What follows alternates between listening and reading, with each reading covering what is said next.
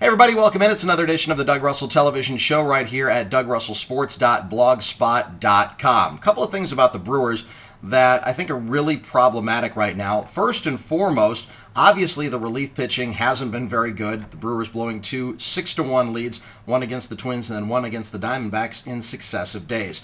Contending teams don't do that. However, contending teams in this particular division may just be able to get away with it. It doesn't seem as though anyone really wants to win this division. Doesn't look like the Cardinals want to win it. At this point, it doesn't look like the Brewers want to win it.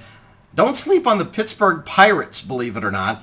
This is the best that they have been since 1992. They're the team that's kind of hanging around in there as well, but don't sleep on the Cincinnati Reds either. It is a division that is absolutely wide open. The Brewers can't afford to get up on teams by 5 runs and then fritter away those leads. Again, if there is a saving grace, it's that, well, two things. Number one, interleague play is over, and number two, this division is there for the taking. The other thing that's really concerning me about the Brewers right now is what their plans are for Matt Gamel. He was brought up as that left-handed bench that got some at-bats during interleague play. He was the designated hitter for a few games, actually even played third base for a day as well in the last game against the Twins. What's concerning to me about that is what is the plan for Matt Gamel in the major leagues?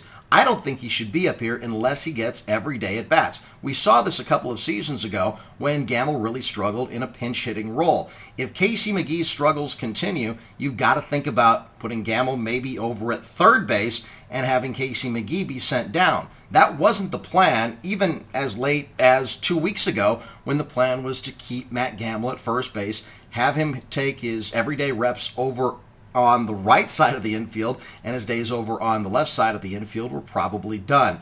If he doesn't get everyday at-bats, I really worry about his future and how much his psyche is going to be damaged by that, because he needs to get in there on an everyday basis. If he's obviously Prince Fielder is going to be playing first base for the rest of this year, I wouldn't have a problem with Gamel being the everyday third baseman, send McGee down, try to get him squared away, and then have Gamel move from third base to first base after this season. I think the worst thing that the Brewers could possibly do is keep Matt Gamel in the major leagues and have him not play on an everyday basis. But that means that Casey McGee is also going to, at some point, going to have to get off the schneid as well, and that might not be at the major league level. They do have options on Casey McGee, and one of those options is to send him down to AAA Nashville to try to get him squared away.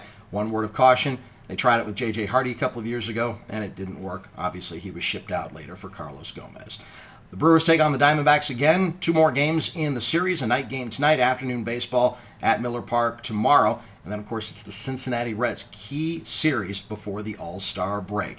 That'll do it for this edition of the Doug Russell Television Show at dougrussellsports.blogspot.com. Hope you have a great Tuesday, everybody. Hope you had a great 4th of July weekend, and we'll talk to you later.